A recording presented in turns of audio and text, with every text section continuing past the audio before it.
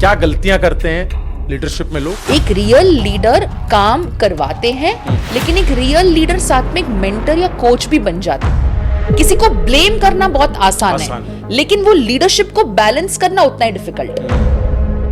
कि आपका क्लास और स्टेटस कभी भी इससे नहीं होता है, आपका क्लास और स्टेटस यहां से होता है। और डिप्रेस और इन सब चीजों की एंजाइटी, डिप्रेशन, तो वहां पर टीम मोटिवेशन का कितना बड़ा रोल होता है? तो अगर कोई आपको बोल रहा है I think I am depressed या मेरे को लग रहा है कि चीजें सही नहीं है, प्लीज उसको हेल्प करो। और मैं ये 100% आपके पॉडकास्ट में कहना चाहती हूँ, prayers have the power to turn tables. प्रार्थनाओं में वो शक्ति है और वो चमत्कार होते हैं।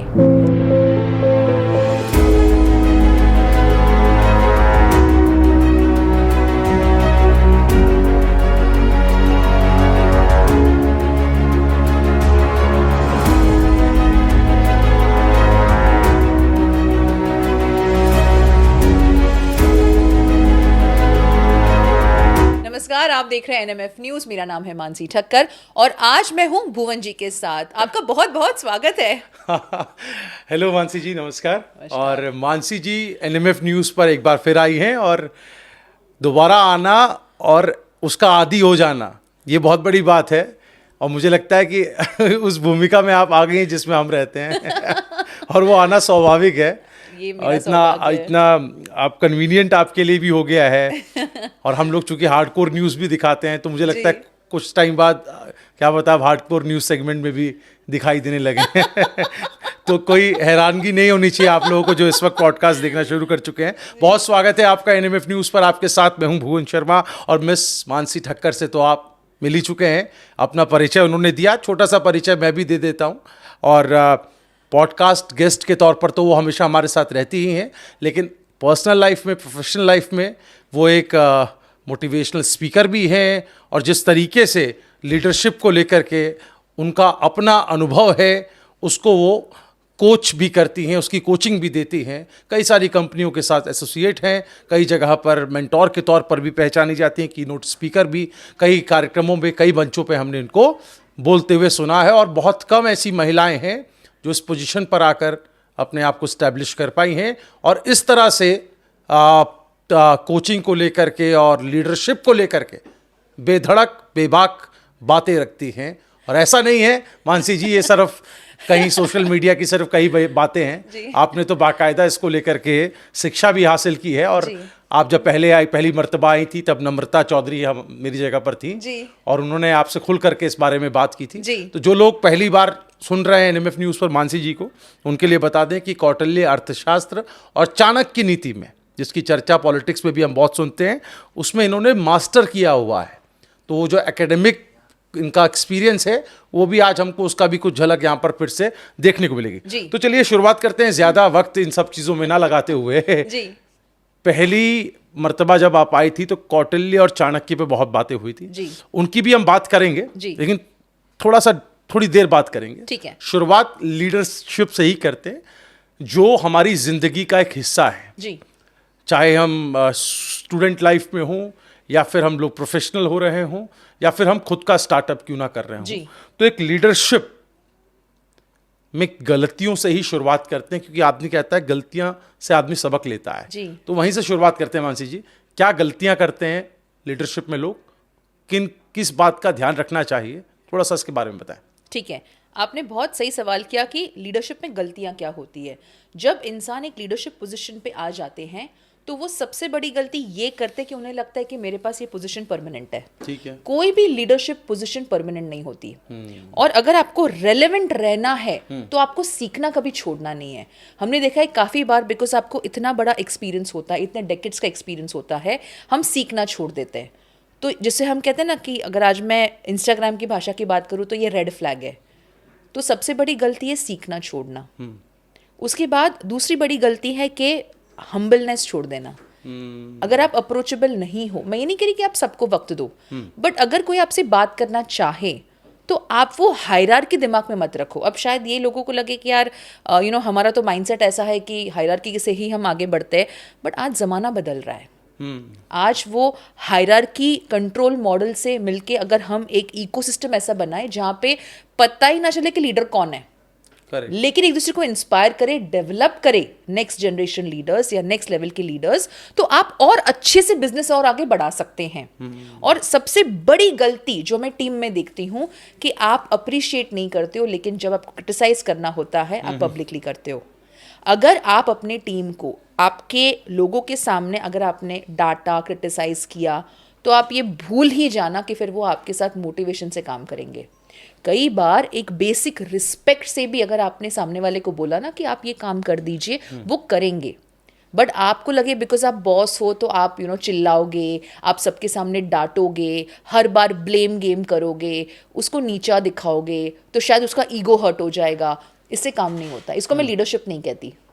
एक रियल लीडर काम करवाते हैं, लेकिन एक रियल लीडर साथ में एक मेंटर या कोच भी बन जाते हैं। जैसे हम ऑफ कैमरा आज बात कर रहे थे कि काफी बार किसी की पर्सनल लाइफ में कोई प्रॉब्लम है, मैं नहीं कह रही कि आप उसकी पर्सनल लाइफ में इंटरफेयर करो, बट मैं ये कह रही हूँ कि अगर एग्जाम्पल वो इंसान काम नहीं कर रहा है या नहीं कर रही है, ठीक है, तो क्या आपने कभी उसको पूछा कि भाई आज तो ठीक है या क्या हुआ है? अगर आप एक सेट पैटर्न देख रहे हो कि 1 हफ्ता, 2 हफ्ता, 3 हफ्ता, 1 महीना, ये इंसान का मोटिवेशन डाउन हो रहा है, उसकी प्रोडक्टिविटी डाउन हो रही है, एंड शायद ये इंसान जिसने कमिट किया था कि मैं ये काम करूंगा या करूंगी, वो उसके अकॉर्डिंग नहीं किया जा रहा है, तो क्या रीजन है?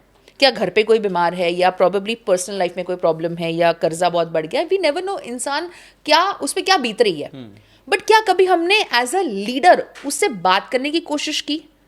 किसी को ब्लेम करना बहुत आसान है, लेकिन वो लीडरशिप को बैलेंस करना उतना ही डिफिकल्ट है। तो मैं ये कहती हूँ कि अगर आप सबके सामने सिर्फ डांटोगे, आप अपना ये बॉसी नेचर दिखाओगे, तो लोग आपके साथ नहीं काम करेंगे। और जेंजीज में अगर हम जाएं, जी, जमाना जेंजीज का है, और उनके साथ कैसे डील होती है, क्योंकि जब आप कहती हैं लीडरशिप, तो ये तो बातें हम बहुत पहले से सुनते आ रहे हैं, जिसमें ह्यूमन वैल्यू को आप कंसीडर नहीं कर रहे हैं। जी। आपने एक ऐसा माहौल बना दिया है जिसमें लोग अक्सर कहते हैं कि टॉक्सिसिटी ज्यादा हो गया, हाँ, यस, या टॉक्सिक मैनेजर। तो ये हाँ तो ऐसे में जो जेंजीज हैं, उनके अंदर तो हम देखते हैं बिल्कुल भी सहनशीलता नहीं होती है, वो तो इस चीज़ को बिल्कुल भी जगह नहीं देते हैं। तो उनके साथ कैसे आज के लीडर मैनेज करें या वो बना के रखें कि ऐसा माहौल ना पैदा हो? सबसे पहले आप ये समझिए भुवन जी कि हर एक जनरेशन का थॉट प्रोसेस अलग होता है, ठीक है। अगर आप ये कह रहे हो कि उनमें वो सहनशीलता नहीं है, तो इट्स नॉट कंपलसरी कि जो मैंने और आपने सहन किया है वो भी सहन करे। और दूसरी बात, उनको मैनेज क्यों करना है? उनके साथ काम करना है। ये देखो लीडरशिप में ना ये बहुत एक गलत टर्म है कि हमें सबको मैनेज करना है। मैं आपको एक बहुत एग्जाम्पल एक बताती हूँ कि अगर आप मैनेजमेंट का स्पेलिंग भी देखो, और ये मैंने एक पॉडकास्ट में बोला हुआ भी है कि मैनेजमेंट के स्पेलिंग में लिखा हुआ है कि लास्ट की जो 4 लेटर्स है MENT, ME यानी पहले मैं, लीडर खुद को मैनेज नहीं करते और लोगों को मैनेज करने चले जाते हैं। तो ME यानी मी, MEN मतलब फिर लोग, and then the entire organisation, right. तो अगर हम खुद को मैनेज नहीं कर पा रहे, तो हमारा क्या हक है किसी और को मैनेज करें? और रही बात जेनजी की, जैसे आपने मुझे पूछा, तो जेनजी की आइडियाज सुनो, जेनजी के साथ डिस्कशन करो, जेनजी के साथ ना एक फ्रेंडली बिहेवियर रखो, उनको ऑर्डर्स मत दो।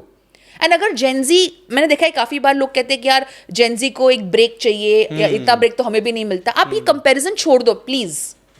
आपका जमाना अलग था, आपने जो जॉब में जो भी सिचुएशन देखी वो अलग थी, एंड जेनजी के साथ अलग है।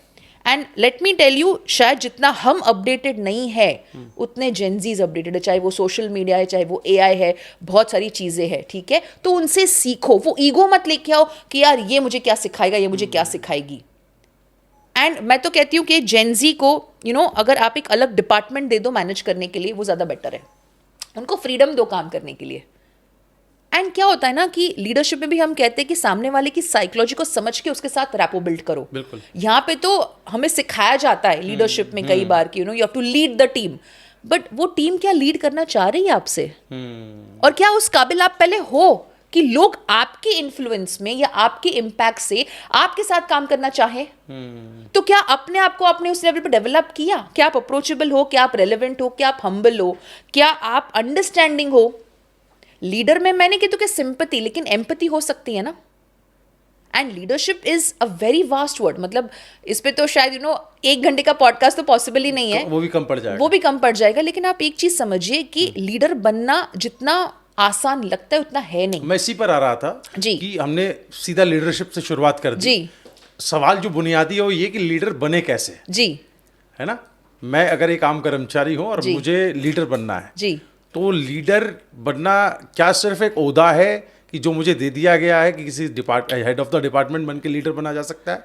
लीडर क्या है, थोड़ा सा ये समझाएं, और कैसे बनता है लीडर? मैं ये कहती हूँ कि लीडरशिप कोई पोजीशन से नहीं आती है, लीडरशिप तब आती है जब लोग आपकी बात पे भरोसा करते हैं। अच्छा। कि अगर आपने कुछ बोला है ना तो उनको विश्वास है और वो एग्जीक्यूट किया जाता है। अगर लोगों को पता है कि यार अगर आपने कोई एडवाइस दी और अगर उन्होंने वो एडवाइस मानी तो मैं कहती हूँ आप लीडर हो। अगर आपके प्रेजेंस से किसी को इंस्पिरेशन मिलता है, मोटिवेशन मिलता है, तो आप एक लीडर हो। अगर आपके बोलते हैं ना प्रोग्रेस से या जर्नी से कोई इंस्पायर होता है तो आप लीडर हो। जैसे मैंने आपको स्टार्टिंग ऑफ द पॉडकास्ट बताया, लीडरशिप पोजीशन परमानेंट नहीं होती है, बट वो लीडर कितना इम्पैक्ट कर चुका है या कर चुके उसके जर्नी में ये बहुत मायने रखता है। कोई एग्जाम्पल आप बताना चाहेंगी किसी कॉरपोरेट में या किसी कंपनी के लीडर को लेकर के? सुधाजी मूर्ति जी। मैं अगर इनका एग्जाम्पल बताऊं तो इनकी किताब में एक कहानी मैंने पढ़ी थी कि ये कहानी का आप सिर्फ पहले सार समझिए। तो हुआ कुछ ऐसा, अगर मैं शॉर्ट जिस्ट में बताऊं कि वो ऐसे ही सलवार कमीज पहन के लंदन एयरपोर्ट पे थी एंड आई थिंक वो वापस बैंगलोर आ रही थी। एंड जब आप एयरपोर्ट पे होते हो और जब आपके पास बिजनेस क्लास टिकट होती है तो आपने देखा है कि सबका ड्रेसिंग सेंस वगैरह काफ़ी बार चेंज होता है, ब्रांडेड कपड़े, and there is a different style and show that people do, right. तो जस्ट बोर्डिंग स्टार्ट हो रहा था एंड उस टाइम पे वो लाइन में जा रही थी तो उनके आगे कुछ ऐसी दो लेडीज़ थी जिन्होंने ना बहुत ब्रांडेड कपड़े, ब्रांडेड साड़ी या प्रॉबेबली ब्रांडेड पर्स वगैरह सब लेके वो रेडी हो रहे थे and they were trying to जज। अब होता कैसा ना कि जब हम एयरपोर्ट पे होते हैं we try to observe people और हम बहुत जजमेंटल हो जाते कि यार ये तो इकोनॉमी वाले हैं या तो बिजनेस क्लास वाले because of the dressing sense and all. अब बोर्डिंग शुरू होने वाला था और तब सुधाजी मूर्ति बिजनेस क्लास की लाइन में आ गए। तो ये जो दो लेडीज़ थी वो उनको बोल रही कि आप ना एक काम करो, आप वहाँ इकोनॉमी में जाके खड़े हो जाओ। तो तब उनको ये बात समझी नहीं कि ये क्यों ऐसा बोल रहे हैं, मतलब मेरे पास तो बिजनेस क्लास टिकट है तो फिर मैं तो यहाँ पे ही खड़ी हो जाऊँगी। तो बोले कोई बात नहीं। फिर लेडीज़ ने ना गॉसिप करना शुरू किया कि अरे आपको पता भी है बिजनेस क्लास में क्या क्या एडवांटेजेस होते हैं, और वो समझाने बैठ रहे। एंड यहाँ की इनकी लीडरशिप क्वालिटी देखो सुधाजी मूर्ति के कि शी इज़ नॉट रिप्लाइंग, वो सुन रही है एंड नो रिस्पॉन्स, ऐसे ठीक है जो है। अब जब लाइन आगे बढ़ रही है तो जो एयर हॉस्टेस है वहाँ पे वो पहचान जाती है सुधा मैम को कि अरे मैम आप। तो ये दो लेडीज़ तो और शॉक हो जाती है कि अरे ये तो जानते हैं इनको, and they all go ahead, ठीक है। उसके बाद ना ये दूसरी जो लेडीज़ है वो ऐसे बोलती है, मतलब उनको लगा कि यार ये सुनेंगी नहीं, इतना हमने बताया कि बिज़नेस क्लास में क्या क्या फ़ायदे होते हैं, फिर भी जब इनको निकाल देंगे तब समझेगा, ये कैटल क्लास लोग हैं, ऐसे कुछ तो वाहियात शब्दों का इस्तेमाल वहाँ पे किया। लेकिन फिर भी सुधा जी ने कुछ बोला नहीं। अब जब वो लैंड हो गई उसके बाद उन्होंने सोचा कि यार इनको ना मैं कुछ सबक सिखाती हूँ but in a good way, ठीक है। तो जाके बोला कि आपको क्यों लगा कि मेरे पास बिजनेस क्लास टिकट नहीं होगी जस्ट बिकॉज मैंने ऐसे कपड़े, सादे कपड़े पहने हैं करके। तो उन्होंने बहुत एक अच्छी बात वहाँ पे बताई कि आपका क्लास और स्टेटस कभी भी इससे नहीं होता है, आपका क्लास और स्टेटस यहाँ से होता है।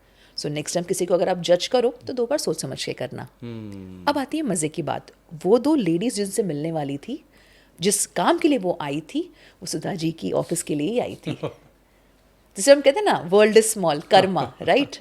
तो ये कहानी मैं आपको इसलिए बता रही हूँ कि मैंने बहुत शॉर्ट में बताई ये कहानी, लोग जाके ऑनलाइन इसको रिसर्च कर सकते हैं। और आई थिंक इसके बुक का नाम भी 3000 स्टिचेस है, मैं एग्जैक्टली कंफर्म करके आपको बताऊंगी। ये कहानी मैं इसलिए आपको बता रही हूँ कि एक लीडर लेवल पे ना वो इंसान शो ऑफ नहीं करता या नहीं करती, एंड ये इंसान की ना सोच बहुत अलग होती है। आपने मुझे पूछा कि लीडर किसको कहते हैं, तो जिसकी सोच अलग है, जिसका बोलते ना कि बिहेवियर अलग है, जिसका एटीट्यूड बहुत अलग है। एंड बाय एटीट्यूड मतलब वो एटीट्यूड दिखाना या किसी को नीचा दिखाना ऐसा नहीं। ये सिचुएशन में भी वो जवाब दे सकती थी ना स्टार्टिंग में, उन्होंने कैसा किया? नहीं किया। शी वॉज काम, शी वॉज कंपोज्ड। एंड कई बार सिचुएशंस डिसाइड करते कि हम लीडर है कि नहीं, हमें डिसाइड करने का मौका नहीं मिलता, सिचुएशन डिसाइड करती, जैसे ये सिचुएशन हुई, राइट। तो ये चीज़ हमें डिसाइड करने में हेल्प करती है कि आप सिचुएशन में रिएक्ट कैसे करते हैं, आपका प्रेजेंस क्या इम्पैक्ट करता है। अब जैसे वो एयर हॉस्टेस कैसे उनको पहचान गई कि अरे मैम आप, राइट। तो प्रॉबेबली उन्होंने शायद एयर हॉस्टेस के साथ बात की रहेगी या स्माइल किया रहेगा, gesture, normal gesture, thank you gesture, ये भी बहुत बड़ी बात है। मैं आपको एक सिंपल एग्जांपल देती हूँ। ये कोई बड़ा काम नहीं कर रही हूँ मैं, but I feel this is what I practice and मुझे अच्छा लगता है। तो जब मैं एयरपोर्ट पे आती हूँ, जब सिक्योरिटी चेक इन होता है, तो हमारे सिक्योरिटी चेक इन के बाद, ठीक है, हम निकल जाते हैं, मैं 1 मिनट वहाँ पे खड़ी रहती हूँ, I take handshake and I just say thank you for your service. आप मानेंगे नहीं भुवन जी, वो जो स्माइल आता है सिक्योरिटी पर्सनल के चेहरे पे, it's very different, it's priceless. शायद फुल डे वो इतनी मेहनत कर रहे हैं एंड आपने बस एक थैंक यू बोला और आपने वो अप्रिशिएट किया कि thank you for your service. आपको नहीं पता उसका इम्पैक्ट क्या होता है। मैं ये नहीं कह रही कि वो आपका सिक्योरिटी चेक इन वो आपको चेक नहीं करेंगे, ऑफ कोर्स करेंगे, बट आप एक चीज समझिए कि you have to leave an impact. जब लोग आपसे मिले या आपसे मिलने के बाद अगर वो आपको याद रख रहे, नॉट बिकॉज कि आपने क्या कपड़े पहने थे या आपने कितने पैसे कमाए, आपने क्या अचीवमेंट किया, बट आपने उनको कैसा महसूस करवाया, तो आई थिंक इसको मैं लीडरशिप कहती हूँ। चलिए, बहुत अच्छे से आपने समझाया है मानसी। और अब बात करते हैं टीम मोटिवेशन की, क्योंकि जो सबसे बड़ा टास्क मुझे लगता है कि किसी भी लीडर के लिए भी है। तो ये कैसे हो आज के दौर में, जब बहुत डिप्रेस और इन सब चीज़ों की एंजाइटी, डिप्रेशन, इन सब की बातें बहुत घर घर तक हो चुकी हैं, तो वहाँ पर टीम मोटिवेशन का कितना बड़ा रोल होता है और ये कैसे हो सकता है? देखिए, मोटिवेशन पहली बात तो लॉन्ग टर्म नहीं होता, और ये एक एक्स मोटिवेशनल स्पीकर कह रही है आपको, बिकॉज मुझे भी बहुत समय लगा ये चीज़ समझने के लिए। बट मेरा एक्सपीरियंस ये कहता है कि जब आप उनको कंटिन्यूसली ट्रेन करते हैं तो वो इंस्पिरेशन मिलता है कि उनको आगे और काम करना है। लेकिन अगर आपने डिप्रेशन की बात की, please understand, mental health issues हमें लगता है कि यार ये क्या है एग्जिस्ट करता है। आपको नहीं पता किसी की पर्सनल लाइफ में या प्रोफेशनल लाइफ में वो इंसान क्या दौर से गुजर रहा है। किसी को जज करने से पहले उससे एक बार बात कर लो। हमने जैसे अभी स्टार्टिंग में बात की थी कि एज ए लीडर क्या आप उससे एक बार बात कर सकते हैं। और अगर आपकी कंपनी में अगर आप एक ऐसे थेरेपिस्ट को या जो मेंटल हेल्थ को लेके एक्सपर्ट है, अगर उनको हायर करते हो, तो शायद कई बार अगर सामने वाले इंसान ने बात भी कर दी ना, उसके मन में जो भी तकलीफ है वो बता दी ना, तो भी वो इंसान हल्का हो जाता है, उसको फ्री माइंड फ्री हो जाता है। क्यों? बिकॉज हमें चाहिए कोई हमें सुने। कई बार जब मेंटल हेल्थ इश्यूज की बात होती है, हमें एडवाइस नहीं चाहिए, वी जस्ट वांट कि कोई हमें नॉन जजमेंटली सुने। एंड कई बार बिकॉज हमारे फैमिलीज या प्रोबेबली हमारे फ्रेंड्स में हमें वो ऐसा स्पेस नहीं मिलता जहाँ पे शायद हमें लगे कि वी शुड ओपन अप। तो ये जो थर्ड पर्सन है, थेरेपिस्ट है, दे हेल्प यू। आप देखना कितने बॉलीवुड सेलिब्रिटीज है, इवन कितने बिजनेस लीडर्स है, they take therapy, there is nothing wrong in that. हमें लगता है कि यार कोई पागल होगा थेरेपी लेने के लिए, नहीं, वो सेल्फ अवेयरनेस है तब तो वो थेरेपी ले रहे हैं ना, राइट? बिकॉज आप में वो रिस्पॉन्सिबिलिटी एज अ लीडर। तो अगर कोई आपको बोल रहा है I think I am depressed या मेरे को लग रहा है कि चीज़ें सही नहीं है, प्लीज़ उसको हेल्प करो। मेंटल हेल्थ को मजाक बना के नहीं रखना है। लोगों को लगता है अरे इतना तो क्या इसने काम किया कि इसको मेंटल हेल्थ इशू हो गया। आपको क्या पता वो इंसान के ऊपर क्या गुजर रही है या उसको लाइफ में क्या इश्यूज हो रहे हैं। मैं अगेन रिपीट करूंगी, हम उसकी पर्सनल लाइफ में इंटरफेयर नहीं कर रहे, बट क्या उसको आप मेंटल सपोर्ट दे सकते हो। और आपको पता है भुवन जी, सबसे बड़ी बात यह है कि कई बार एक इंसान को ना सिर्फ एक मेंटल सपोर्ट चाहिए। आप उसे पैसे से हेल्प मत करो, ठीक है, अगर आपकी कैपेसिटी नहीं है तो। अगर आपको लगे कि नहीं यार मैं शायद और कुछ हेल्प ना कर पाऊँ, आपने एक इंसान को बोल दिया ना कि तू कर, मैं तेरे साथ हूँ, बस एक वो कॉन्फिडेंस उसको दे दो। आपको नहीं पता वो इंसान कहाँ से कहाँ आगे बढ़ सकते हैं। हम क्या करते हैं, कोई कुछ नया ट्राई करता है उसको पीछे खींचते हैं, उसकी पुरानी गलतियां उसको याद दिलाते हैं। ये सब मत करो, दैट इज नॉट लीडरशिप। और टीम को मेहरबानी करके अप्रिशिएट तो करना ही है, लेकिन उनको सेल्फ अवेयर भी करना है। आप साल भर में एक अवार्ड रख देते हो एंड देन आपको लगता है कि यार टीम मोटिवेट हो जाएगी, तो भाई इससे नहीं होता है। सही लोगों को अप्रेजल दो, सही लोगों को प्रमोशन दो, सही लोगों को ट्रेन करो, नेक्स्ट लेवल लीडर्स जनरेट करो। ऐसा नहीं कि भाई आपने सिलेक्टिव बिकॉज कोई आपके साथ एक अच्छे बॉन्ड में है। मैंने काफी कंपनी में देखा है कि एक तो ग्रुपिज्म होता है, और जहां पे हमें लगता है ना कि यार अगर बोलेंगे कि भाई आप कुछ लीडर्स को सिलेक्ट करो, तो जिनमें काबिलियत है उनको चूज नहीं करते, बट जो आपके साथ अच्छे रिलेशन में है उनको आप आगे लेके जाते हो। तो ये पार्शलिटी नहीं करते। तो ये सारी चीजें मैं बोलूंगी आपको ध्यान रखनी चाहिए। जिन लोगों ने अपना स्टार्टअप किया या बहुत अभी हाल में कंपनी शुरू की या मैन पावर बढ़ा रहे हैं, स्टाफ बढ़ा रहे हैं, वहाँ पर ये कितना ज़रूरी हो जाता है। वर्क कल्चर की मैं बात कर रहा हूँ, जैसा कि आपने कहा day to day daily life में, तो कैसे डील करें अपने एम्प्लॉयज़ के साथ में, और ये जो सारी बातें अभी तक कॉन्वर्सेशन में आई हैं, जी, स्ट्रेस की, डिप्रेशन जी, की और मेंटल हेल्थ की, जहाँ तक जी, आपने बात की, तो उसमें कैसे कम्युनिकेशन हो सकता है? जैसे कि आप तो कई कंपनीज से रब्ता रख चुकी हैं, तो कहाँ पर हाईली स्टैंडर्ड फॉलो किए जाते हैं, जी, किनको फॉलो करना चाहिए, किन बातों को पॉलिसी में, रूल्स में शामिल कर लेना चाहिए, कंपलसरी हो जाना चाहिए, उस बारे में आप क्या कहना चाहेंगे? इसको मैं 2 शब्दों में आपको बताऊंगी। Emotional regulation. ठीक। ठीक है। अगर जैसे हम एज अ लीडर साल भर में कोई इवेंट्स अटेंड करते हैं, ऑफ साइट्स पे जाते हैं, अलग अलग नेटवर्किंग इवेंट्स में जाते हैं, तो we are doing our emotional regulation, our mental regulation. ठीक है। आपकी टीम के साथ भी ऐसा करवाओ। इसलिए मैंने बोला कि अगर आप एक थेरेपिस्ट हायर कर सको तो वो ज़्यादा बेटर है। अगर वो भी नहीं हो रहा है तो can you have a person जहाँ पे these people can openly talk and went it out. कई बार जैसे आपको मैंने बताया कि एक इंसान को सिर्फ किसी को बताना है कि भाई मेरी लाइफ में ये प्रॉब्लम्स हो रही, तो बस मुझे सुन ले। जब उसका दिमाग हल्का हो जाता है तो वो और फोकस के साथ काम कर सकते हैं। हमें लगता है इसकी प्रोडक्टिविटी कम हो गई, ये इंसान अभी पहले तरह काम नहीं करता है। जज करना आसान है, उसको समझना वो उतना ही डिफिकल्ट है। हाँ, अगर आपने बात कर ली, आपने समझाया, फिर से आपने समझाया, फिर भी नहीं हुआ, तो फिर कुछ और ही प्रॉब्लम है। तो फिर ठीक है, आप एसोसिएशन तोड़ दो, मैं मानती हूँ। बट अगर आप कोशिश ना करो और आप उसको टर्मिनेट कर दो, उसको जॉब से निकाल दो, तो ये बहुत गलत है मेरे हिसाब से। और रही बात कंपनीज की, तो कंटिन्यूस ट्रेनिंग, कोचिंग, मेंटरिंग, ये तीनों होना चाहिए। अब कंपनीज कहते हैं फिर हम इतना खर्चा क्यों करें? अरे आपको ग्रो करना है ना, तो आपको करना पड़ेगा ये चीज़। आप नेक्स्ट लेवल लीडर्स को कोच करो, लेकिन आप ट्रेनिंग सबको दे सकते हो, बिकॉज शायद ट्रेनिंग काफी बार डिटेल में ना भी हो, बिकॉज कोचिंग में हैंड होल्डिंग चाहिए, राइट? एंड जो ऑलरेडी लीडर्स है उनको आप मेंटरिंग दे सकते हैं। तो प्रॉबेबली डिसाइड करना है, और इसको पहले आपको एनालाइज करना है कि आपकी कंपनी में प्रॉब्लम कहाँ पे आ रही है।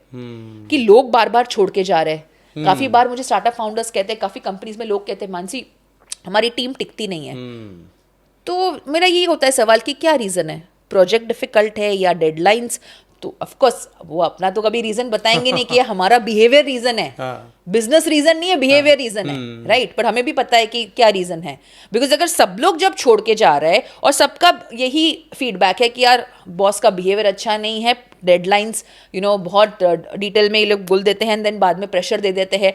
और कई बार ऐसे भी होता है कि सारा ब्लेम गेम हम पे आ जाता है, हम तो बोल रहे थे लेकिन हमारी बात सुन नहीं रहे थे, नहीं सुनी जा रही, राइट? सो ये कुछ चीज़ें जो मैं लूप होल्स में देखती हूँ। एक सीरियल था क्योंकि सास भी कभी बहू थी, तो एक तरह से जो नेता लीडर बन गया जी, वो भी कभी कर्मचारी था, कभी जी, एम्प्लॉय था। yes. तो इस बात को कैसे भूल जाता है कोई लीडर? मुझे समझ में नहीं आता कि वो उस दौर से निकला हुआ होता है। कई बार ना मैंने देखा है बहुत सारे केस में, बिकॉज उनके पास कोई सही एडवाइजर या मेंटर नहीं होते, तो वो सक्सेस सर पे चढ़ जाता है। और जब वो आपको लगे ना कि यार मैं बोलूँ वही होना चाहिए, मैंने जो बोला मेरी कंपनी है, ये मैं जब आ जाता है ना, फिर आप अकेले रह जाते हो, फिर कोई आपके साथ काम नहीं करेगा। हो सकता है प्रॉबेबली आपने ब्रांडिंग, मार्केटिंग बहुत स्ट्रॉन्ग कर दिया, लेकिन वो जो रिस्पेक्ट आनी चाहिए, हम क्यों कहते हैं respect is commanded and not demanded, right? कई बार होता है ना, बॉस कई बार कंप्लेन करते हैं कि यार हमें कोई रिस्पेक्ट नहीं देता। आपने कितना रिस्पेक्ट दिया आपकी टीम को? आप पहले देखते हो कि इसका डेजिग्नेशन क्या है। आजा तू इधर काम कर ले, और अगर कोई मैनेजर लेवल पे है तो हाँ आप ये काम कर दीजिए। ये डिफरेंस, अरे भाई वो इंसान पहले है, उसका डेजिग्नेशन आज है कल ना भी हो, और हो सकता है, एंड ये 80-85% केस में आपकी टीम आपसे ज़्यादा स्मार्ट निकलती है। लेकिन अपने को तो ईगो हो जाता है फिर, है ना? तो वो नहीं होना चाहिए। आपने पता है एक मोटिवेशनल कोट सुना रहेगा कि अगर आप कोई रूम में हो और उसमें आप सबसे स्मार्टेस्ट आप ही हो, तो आप गलत रूम में हो, है ना? क्योंकि फिर आप तो बेस्ट हो, तो आपको ज़रूरत ही क्या है? लेकिन अगर आप ऐसे लोगों के साथ सराउंडेड हो जहाँ पे आपको कुछ नया सीखने मिल रहा है और आपसे भी लोग सीख रहे हैं, that's a win win situation. Networking का मतलब ये नहीं होता है कि यार हम कितनों को जानते हैं, आपको कितने लोग जानते हैं, और आप कितना हम्बल वे में उनको कुछ हेल्प भी करोगे। तो ये सारी चीज़ें। चलिए अब बातें स्टार्टअप पे आते हैं कि स्टार्टअप की बार बार बीच में जिक्र तो हो रहा है, लेकिन स्टार्टअप का ट्रेंड क्या है फिलहाल, मैं आपसे समझना चाहता हूँ। और स्टार्टअप डे भी हमारे भारत में मनाया जाता है, नेशनल स्टार्टअप डे।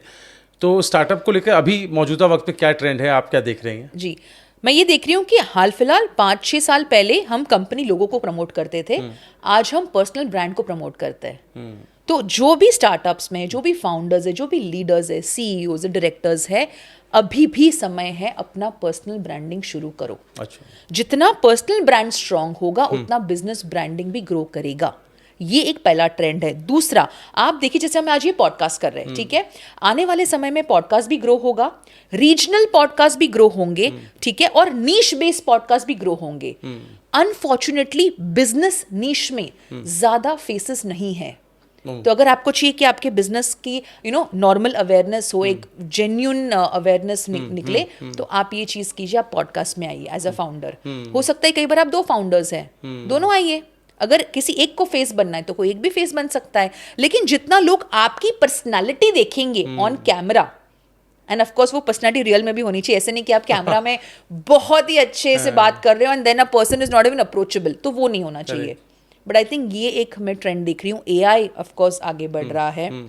उसके अलावा आप देखना कि लिंक्डइन, काफी बार लोग लिंक्डइन को अंडर एस्टिमेट करते हैं। बिल्कुल, अभी भी बहुत लोग करते हैं। अभी भी बहुत लोग करते हैं। तो लिंक्डइन पे आप वीडियोस डाल सकते हैं, आपके पॉडकास्ट के क्लिप्स डाल सकते हैं, आप रील्स डाल सकते हैं, आप आपने जो भी इवेंट्स किए वो आप कर सकते हैं। मैं तो ये कहती हूँ कि आपको अपना ब्रांड बिल्ड करना है, ऑर्गेनिक पर्सनल ब्रांड, आप की नोट स्पीकर बन जाओ, आप पैनल डिस्कशन में बैठो, आप ऐसे पॉडकास्ट में आओ, आपका नॉलेज शेयर करो, समाज के प्रोग्राम्स होते हैं उसमें कॉन्ट्रीब्यूट करो। जितना लोग आपकी पर्सनालिटी से कनेक्ट होंगे, आप देखना उतना आपका प्रोडक्ट और सर्विस आपको बेचने में इजी पड़ जाएगा। एंड द बेस्ट पार्ट जो मैं ये खुद करती हूँ, जब मैं कोई की नोट या स्पीच या पॉडकास्ट देती हूँ, आई डोंट अपसेल, बिकॉज मुझे यहाँ पे प्योर वैल्यू देना है। जब आप विदाउट अपसेलिंग ये सारी चीजें करते हो, now this is my way of working, बाकी लोग करते तो I am not against it, but हर एक का तरीका अलग होता है। तो मैं क्या करती हूँ, जितना नॉलेज है, जितना एक्सपीरियंस है वो शेयर करती हूँ। इससे ना वो ट्रस्ट बिल्ड होता है। लेकिन अगर मैं आपको सिर्फ सुनी सुनाई बातों पे बात करूंगी तो वो मजा नहीं आएगा और वो इम्पैक्ट भी क्रिएट नहीं होगा। एंड रही बात सबसे इंपॉर्टेंट ट्रेंड की, तो आप देखना कि अब स्टार्टअप में and specifically not just the founders but आपकी टीम मेंबर्स भी फेस बन सकते हैं। लेकिन अगर अब वो फाउंडर को वो इनसिक्योरिटी आ गया कि यार ये कंपनी का फेस बन गया या बन गई, तो फिर आप नहीं आगे बढ़ सकते। सो जैसे आपको मैंने बोला कि पता नहीं चलना चाहिए कि लीडर कौन है, सेम वे में ब्रांडिंग के पर्सपेक्टिव से you can have multiple faces. तो इन हाउस ही आपके पास कंटेंट क्रिएटर बन गए ना। करेक्ट।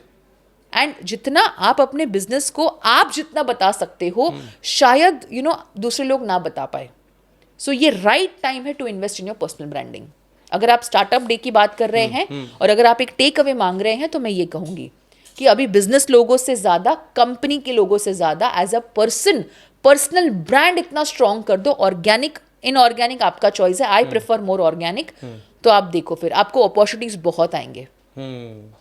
और मुझे लगता है ये थोड़ा किफ़ायती भी है जी, क्योंकि ये भी पहलू इस सवाल से जुड़ा हुआ था जी, कि जिसके पास पैसे का अभाव हो या कम पैसे हो, जी, तो वो कैसे पर्सनल ब्रांडिंग करे।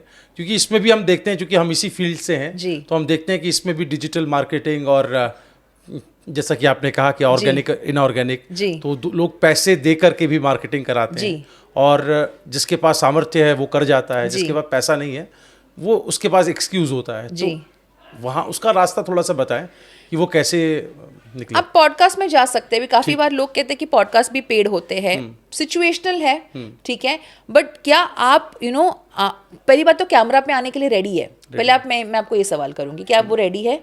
उसके अलावा क्या आप पॉडकास्ट के लिए तैयार हो, मतलब can you share your experiences.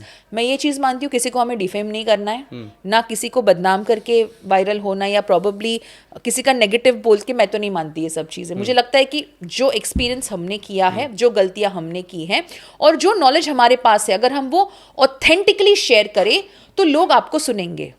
अब आप एग्जाम्पल एनएमएफ का न्यूज का देख लीजिए, आज से 1 साल पहले हमने शूट किया था, अब आप देखो लेकिन रील्स कितने चल रहे हैं अभी, ठीक है। सो हो सकता है उस टाइम पे जब आप शूट कर रहे हो वो इतने व्यूज ना आए, बट आपको नहीं पता कौन सी बात रिलेट हो रही है रील्स के थ्रू, तो स्ट्रैटेजिकली इसको प्लान करना है।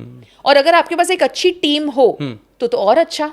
एंड मोस्ट इंपॉर्टेंट, आप देखो LinkedIn, Instagram, YouTube, choose a platform. But अगर आप एक एंटरप्रेन्योर और फाउंडर हो तो लिंक्डइन आपको यूज करना है, लिंक्डइन को सीरियसली लो। एंड ऑर्गेनिक, जैसे आपने मुझे पूछा कि अगर आपके पास पैसे की कमी है तो आपके पास मोबाइल तो है ना, मोबाइल से शूट करो।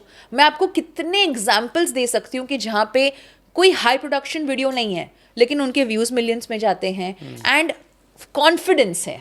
अपने कॉन्फिडेंस पे काम करो और आपका जो नीश है उसको डेवलप करो। जैसे एग्जांपल, मैं इनिशियली बहुत सारे अलग अलग एक्सपेरिमेंट कर चुकी हूँ इंस्टाग्राम पे, बिकॉज फॉलोअर्स नहीं बढ़ रहे, व्यूज नहीं आ रहे थे, एंड देन आई रियलाइज्ड कि ओके मुझे प्लेटफॉर्म को पहले समझना है कि प्लेटफॉर्म की डिमांड क्या है। तो मैंने ये देखा कि लिंक्डइन पे प्रॉबेबली मैं ब्रांडिंग, कॉर्पोरेट गवर्नेंस, लीडरशिप ये सब की बात कर सकती हूँ, लेकिन इंस्टाग्राम पे रिलेशनशिप, टेम्पल्स, कॉर्पोरेट पॉलिटिक्स या कॉर्पोरेट के जो भी इश्यूज होते हैं या रियल लाइफ इश्यूज है, तो मैंने देखा कि जब मैं प्लेटफॉर्म के अकॉर्डिंग डाइवर्ट कर रही हूँ या डाइवर्सिफाई कर रही हूँ तो मुझे रीच आ रही, मुझे रिजल्ट्स मिल रहे। सो पहले प्लेटफॉर्म को समझो, करेक्ट, प्लेटफॉर्म को समझो, देखो कि क्या आप अलाइन हो रहे हो उससे, और क्या आपके पास कोई ऐसे टीम मेंबर्स है जो प्रोबेबली आपको कंसिस्टेंट रखने में हेल्प करे।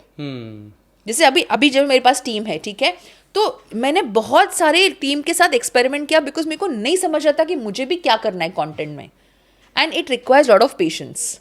आपको सीखना पड़ता है, आपको एक्सपेरिमेंट करना पड़ता है, एंड हमें कई बार लगता है कि यार ये वीडियो चल जाएगा, शायद वो ना चले, और अनएक्सपेक्टेड रील्स वायरल हो जाते हैं, ठीक है। So give it some time, but like I said, just because आपको वायरल होना है डज नॉट मीन कि आप अपने एथिक्स को भूल के शॉर्टकट्स ले लो, ऐसा नहीं करना है।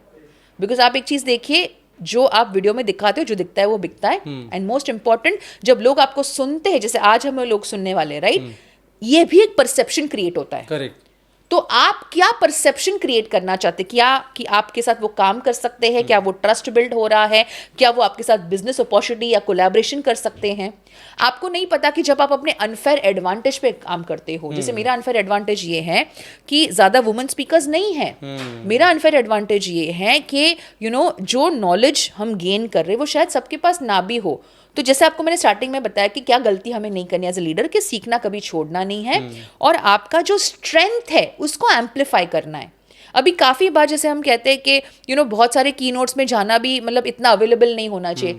बात अवेलेबिलिटी की नहीं है, बात अपॉर्चुनिटी की है। अगर पॉसिबल है तो क्यों नहीं करना, मुझे आप ये बताइए। आज आप देखो समाज प्रोग्राम्स में लोग आते हैं सुनने के लिए, आज आप देखो पॉडकास्ट लोग सुनते हैं, आज आप देखो कॉर्पोरेट ऑफसाइट्स और कीनोट्स में लोगों को सुनना पसंद होता है। एंड मैंने देखा है काफी कंपनीज में एज अ वुमन एम्प्लॉय भी नहीं है, तो ये बहुत सारी जगह पे मैंने देखा हुआ है। आप बोलोगे कीनोट्स में तो नहीं, बट यहाँ पे भी नहीं है। But then can I teach them something valuable? क्या मैं उनकी लाइफ में वो इम्पैक्ट क्रिएट कर सकती हूँ? क्या मैं वो कोशिश कर सकती हूँ कि मैं अपना बेस्ट नॉलेज शेयर करूँ, अपना बेस्ट एक्सपीरियंस शेयर करूँ? तो मुझे मेरा बेस्ट आउटकम उनको देना है। सो अपने अनफेयर एडवांटेज पे खेलिए तो आपको बहुत उसका फायदा मिलेगा। And let me tell you Bhuvan ji, आपको नहीं पता कि लोग आपके लिए अपॉर्चुनिटी क्रिएट करते हैं जब आप रेलेवेंट होते हो, जब आपके पास यूनिक नॉलेज होता है, और जब आप पे लोग भरोसा करते कि अगर इन्होंने कुछ बोला है ना वीडियो में, हम इनको सुनेंगे, हम लोगों को भी वो वीडियो शेयर करेंगे और इनको हम फॉलो करेंगे।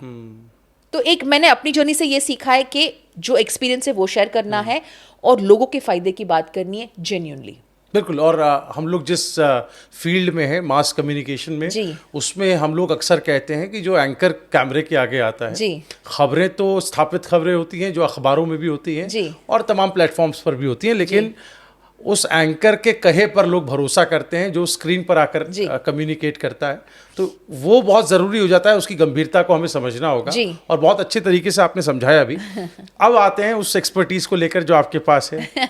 महान अर्थशास्त्री, महान रणनीतिकार, हम चाणक्य की बात कर रहे हैं, जिनका उदाहरण दिए बगैर, जो लिखा को कोट किए बगैर कोई भी बात अधूरी हो जाती है। थोड़ा उनके बारे में आते हैं, उनके पॉइंट ऑफ व्यू से समझते हैं। मानसी जी, चाणक्य आपकी जिंदगी में कितना परिवर्तन लेकर आए, और जो बातें अभी तक हमने की लीडरशिप से लेकर स्टार्टअप तक की, उसमें चाणक्य कहाँ क्या कहे थे?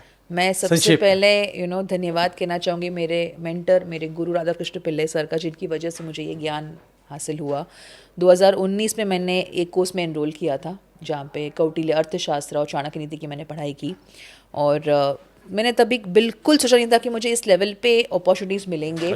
आचार्य चाणक्य को समझना आसान नहीं है। मैं आज भी समझने की कोशिश करती हूँ कि आज से जो अप्रॉक्स 2500 साल पहले लिखी गई किताब आज भी रेलेवेंट कैसे हैं, और उस इंसान की क्या सोच की लेवल होगी, फिलॉसफी, स्ट्रैटेजी। लोगों को लगता है चाणक्य नीति मतलब मैनिपुलेशन, ये नहीं है ऐसा। एंड कई बार तो मैं कहती हूँ कि जो आप ऑनलाइन भी देखते हो कि चाणक्य नीति है, वो चाणक्य नीति है ही नहीं। आप जब अर्थशास्त्र की पढ़ाई करते हो वो राजविद्या है, चाणक्य नीति प्रजा विद्या है। और एक राजा लेवल पे अगर आपको आना है तो आपको सबसे पहले साइकोलॉजी, फिलॉसफी, स्ट्रैटेजी ये सब समझना होगा, और उससे भी पहले आपको ह्यूमन साइकोलॉजी समझना होगा, बिकॉज ह्यूमन बिहेवियर्स चेंज नहीं होते हैं। मैं अपने हर सेशन में ये चीज़ बताती हूँ कि शायद बिजनेसेस बदल जाए लेकिन ह्यूमन बिहेवियर बदलता नहीं है। Correct. जो कोर नेचर है उस इंसान का वो कभी बदलता नहीं है।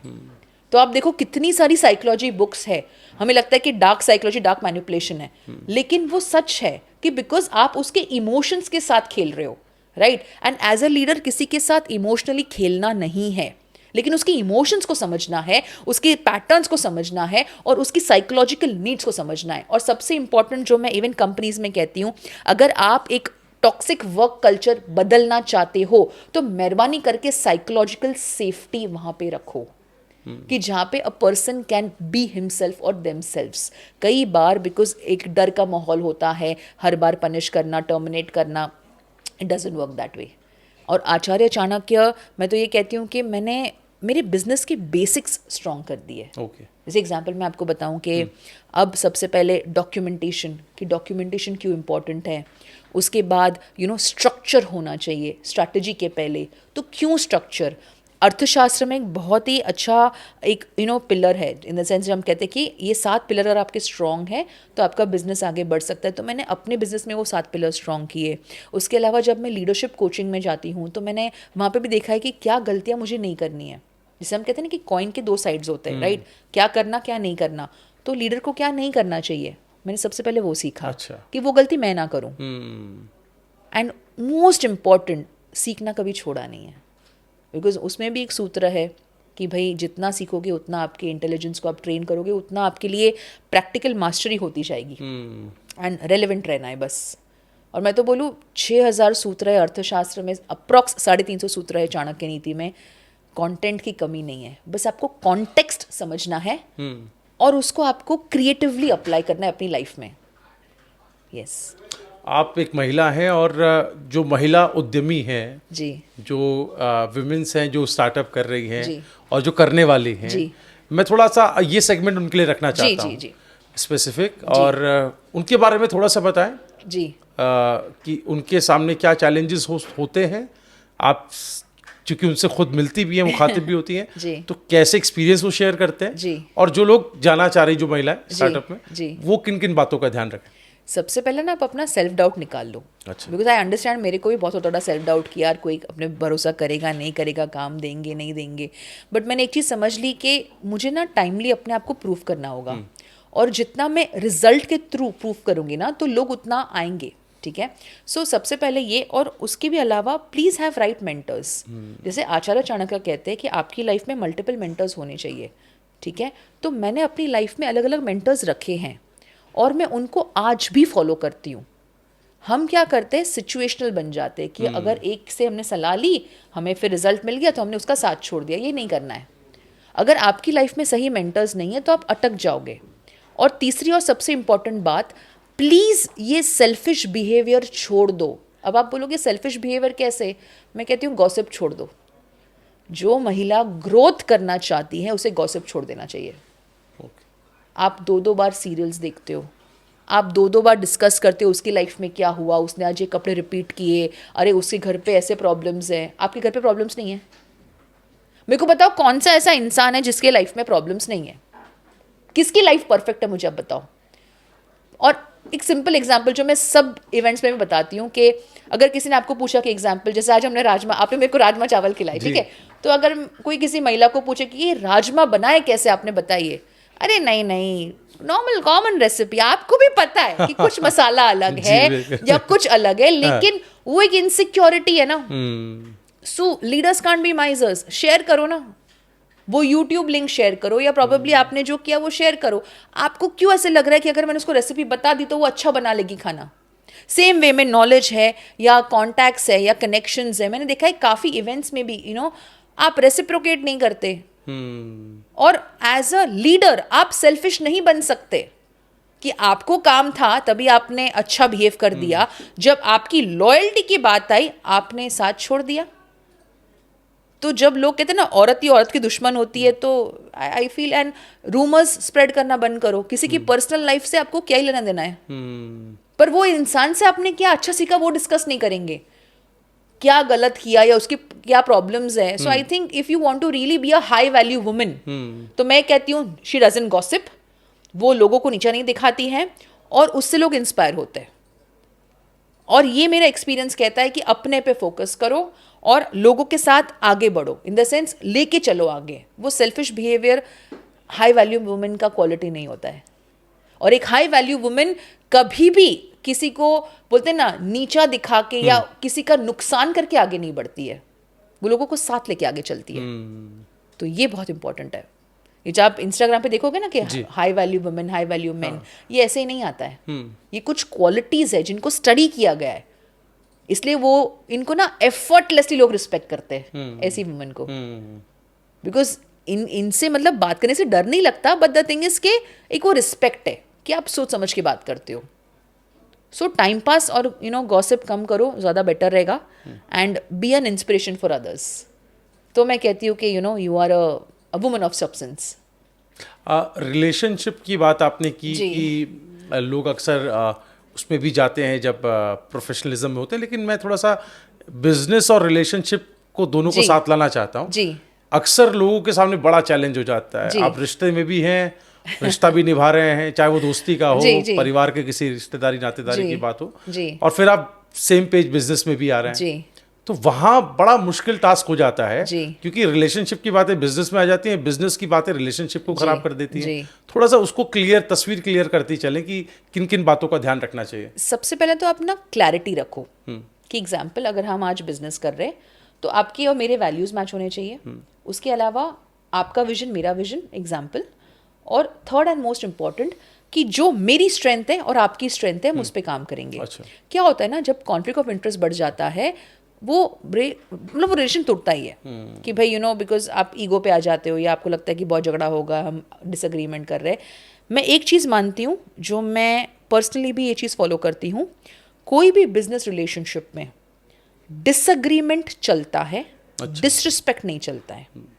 जहाँ डिसरिस्पेक्ट आ जाए वो वहाँ पे एंड कर दो, बिकॉज अगर आपने एक बार डिसरिस्पेक्ट एक्सेप्ट किया वो पैटर्न बन जाता है। और मैंने देखा है अगर दो दोस्त बिजनेस शुरू करते हैं और बिजनेस अगर बाय डिफॉल्ट फेल हो गया फॉर XYZ रीजंस, वो दोस्ती में चली जाती है। तो आप ये क्लैरिटी रखो कि देखो बिजनेस अलग है और दोस्ती अलग है। बिजनेस चले ना चले it's a different thing, but दोस्ती अफेक्ट नहीं होनी चाहिए। बिकॉज शायद आपने जब दोस्ती की तब आपने ये प्लानिंग नहीं किया था कि आप बिजनेस पार्टनर्स बनोगे या बिजनेस एसोसिएट्स बनोगे, ठीक है। और हमेशा किसी को ब्लेम करना कि यार हमारा बिजनेस नहीं चला इसलिए अभी हम बात नहीं करते, वो दोस्ती जाने मत दो। और मैं तो कहूँ कि अगर आपको शायद आगे दोस्त ना भी बनना हो, लेकिन एक बार बात कर लो, क्लैरिफाई कर लो, वो मन में वो रिजेंटमेंट नहीं होना चाहिए कि इसके साथ ना मेरा बिजनेस फ्लॉप हो गया, बिकॉज ताली एक हाथ से नहीं बचती। करेक्ट। तो दोस्ती जाने मत दो, मैं इतना ज़रूर कहूँगी। एंड जब आप बिजनेस पार्टनरशिप करते हो प्लीज़ इंश्योर करो कि आपका विजन, आपके एथिक्स, आपके वैल्यूज़ ये मैच हो।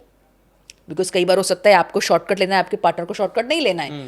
हो सकता है कई बार आपको 10 प्रोजेक्ट्स पे काम करना है और आपके बिजनेस पार्टनर कहते हैं हम 2 पे ही काम करेंगे। कई बार होता है कि आपको नेटवर्किंग का बहुत शौक है, आपके बिजनेस पार्टनर इंट्रोवर्ट हो सकते हैं। कई बार हो सकता है कि प्रॉबेबली उनको फेस बनना है और आपको फेस नहीं बनना है, या दोनों को फेस बनना है of the company. Nothing wrong in that.